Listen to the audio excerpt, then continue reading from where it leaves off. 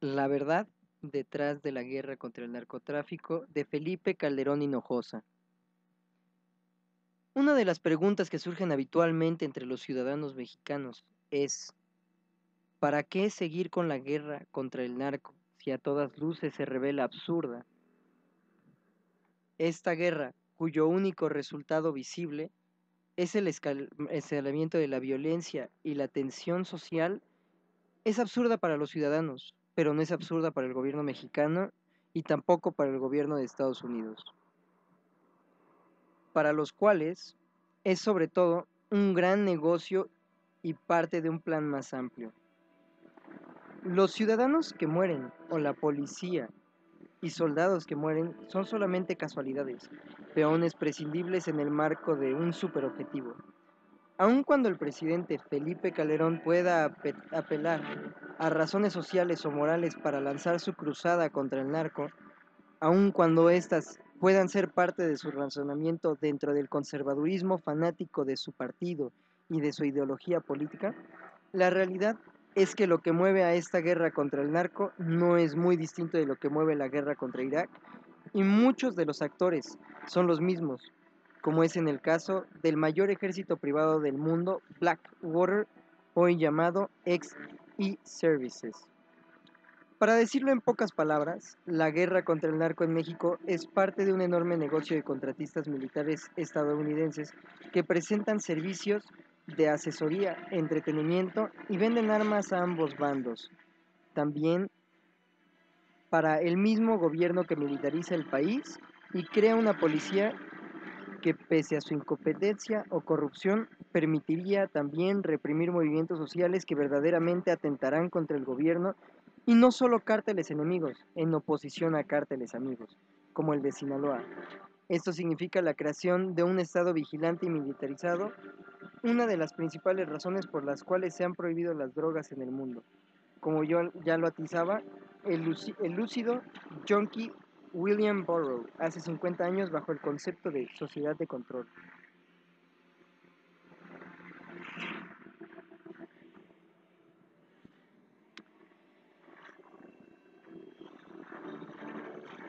Pero para que el negocio sea redondo, el plan parece involucrar como meta final la precipitación de México como un Estado fallido, lo cual permitiría la movilización de un aparato militar estadounidense en México y la apropiación de los recursos naturales, tanto como para pacto de ayuda como por una medida de seguridad nacional y de protección de su frontera.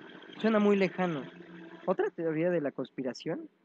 Analicemos el caso, revisemos antecedentes y consideremos los datos puntuales que nos hace pensar que esto está sucediendo.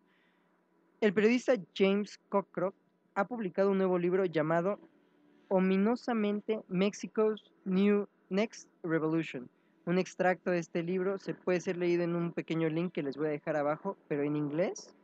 Y bueno, eh, la tesis de Cockcroft es fundamentalmente que existe un plan actualmente para que México se convierta en un Estado fallido y Estados Unidos inicie una progresiva invasión, sino al punto de lo que ha sucedido en Afganistán, al menos como ha ocurrido en Colombia, donde Estados Unidos tiene varias bases militares operando. Cockcroft, además, junto con el periodista e investigador Gilberto López y Rivas, ve en el Plan México como México 2030 de Felipe Calderón el proyecto de ceder el control del país a Estados Unidos. La guerra contra el narco, dice Cockcroft, sirve para justificar a Estados Unidos enviar a su personal y participar en las operaciones de inteligencia para así incrementar el control de la población de ambos países, y agrega que los mexicanos, en el estupor del duopolio televisivo, no saben que la guerra es una excusa para militarizar la nación. Una prueba de esto es la Oficina Binacional de Inteligencia con sede en la Ciudad de México, la cual no ha recibido mucha publicidad, pero tiene agentes de la DIA, de la NRO, de la NSA, de la DEA, del FBI y la Oficina del Alcohol, Tabaco, Armas de Fuego y Explosivos, conocida como la ATF, que responden al Departamento de Justicia. El periodista Miguel Ángel Granado Chapa escribió en un artículo diciendo esto: al llegar el 25 de marzo del 2009, anunció que en breve se establecería una oficina de implementación bilateral en México que trabajará para combatir al narcotráfico y la violencia que trata de diseminar. El anuncio era preocupante. El 27 de marzo apareció en este mismo lugar una plaza pública titulada escuetamente la Oficina Bilateral. Granado Chapa señala que esta oficina no parece ser muy bilateral, que digamos, es solamente una base de inteligencia de Estados Unidos en México, la cual ha pasado convenientemente desapercibida por los medios y el gobierno mexicano. En el 2008 se firmó la Iniciativa Mérida, Plan Conjunto de Cooperación para Combatir las Drogas. Este plan, que superficialmente suponía que Estados Unidos aceptaba que ellos contribuían al problema del narco con su inmensa demanda de drogas, y por eso ofrecían 15,000 millones de dólares. Esto tiene su gato encerrado, o mejor dicho, su caballo de Troya encerrado. Desde el 2008, Blackwater, que ahora se llama XE Services, ya tuvo que ser un lavado de imagen después de que se revelara que había matado civiles iraquíes. Está operando en México un ejército. Y bueno, un artículo del Milenio del 2009 nos explica. En el 2007, el Departamento de Defensa de Estados Unidos, también conocido como el Pentágono, invitó a 5 empresas contratistas a trabajar con la CNTPO, que significa Counter Narco Terrorism Program Office. La oficina del ejército estadounidense que opera dentro del Plan Mérida, de acuerdo con una nota del Times Army publicada en el EISR Journal por Paul Richfield, estas 5 empresas se dividían un presupuesto de 15 millones de dólares a pagarse en 5 años. Entre este grupo selecto se confirmó en aquel entonces la participación de TOS, ARINC, un proveedor de sistemas de comunicación aéreos, y la PMC Blackwater USA, actualmente XE Services, denominada por su dueño Eric Prince, la quinta columna del ejército estadounidense. Gran negocio.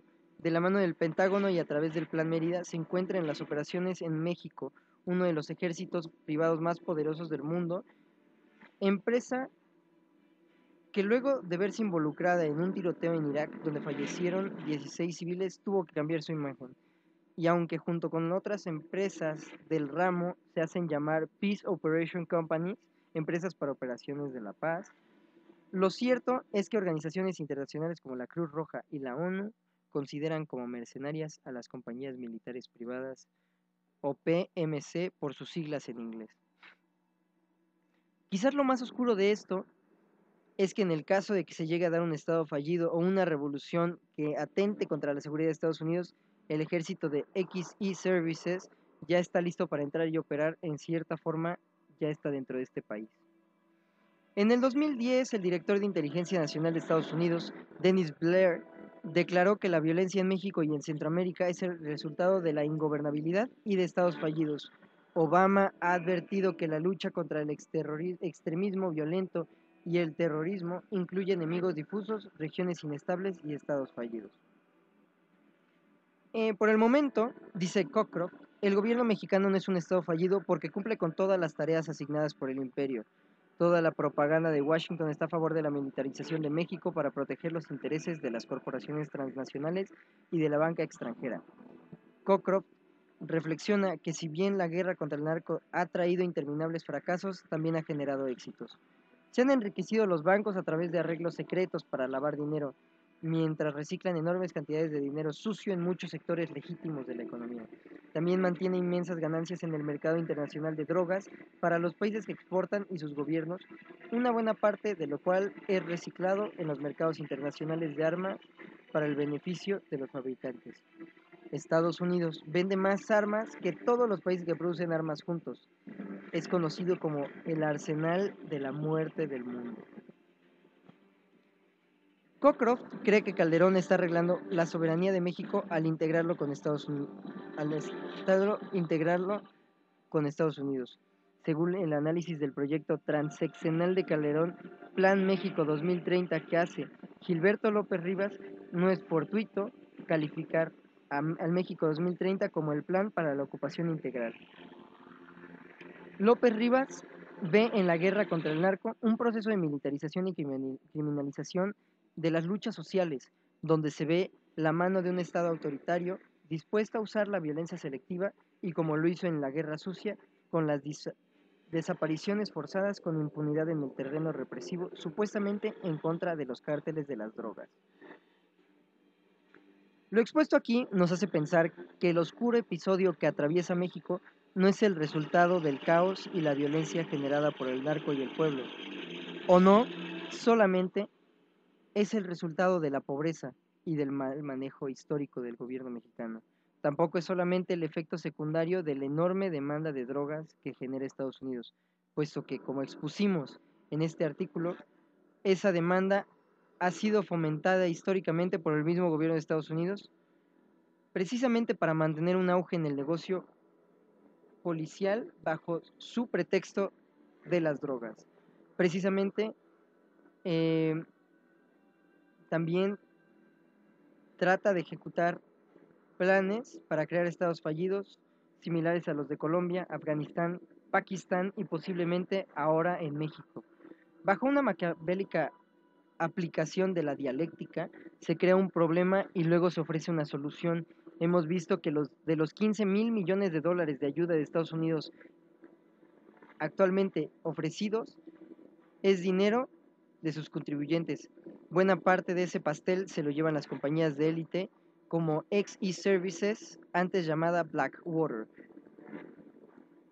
Y esta es una compañía cuyo dueño, Eric Prince, está estrechamente ligada a la familia Bush y a los grupos cristianos. Lo más radical y atemorizante que se perfila en el horizonte es el problema del Estado fallido en México y la solución de la intervención militar de Estados Unidos.